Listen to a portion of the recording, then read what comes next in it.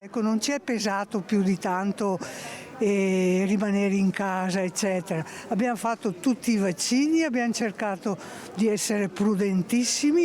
Quello che ci è pesato è che abbiamo vissuto questi 3-4 anni, praticamente ci sono volati via, li abbiamo persi, ecco. Infami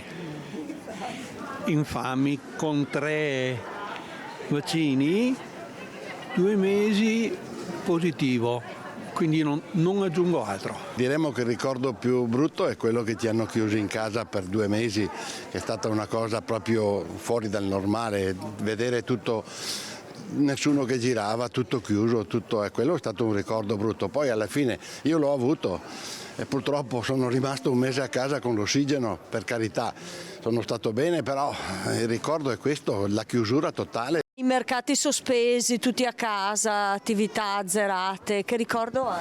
Pessimo, specialmente nel nostro settore che abbiamo dovuto buttare via tutto.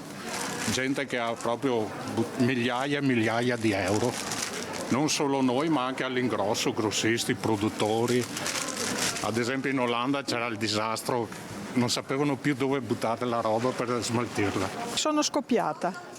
In che senso, signora? L'ho avuta subito e mi è passata e vabbè, mi ha lasciato qualche strascico, ma insomma, sono ancora qua, ecco.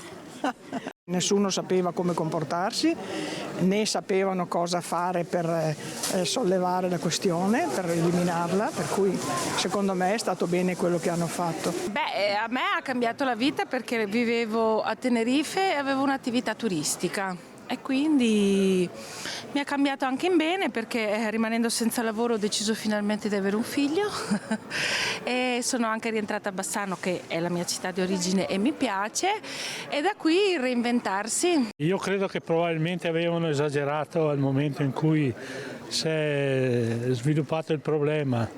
Adesso forse viene completamente dimenticato anche se c'è gente che muore ancora di Covid.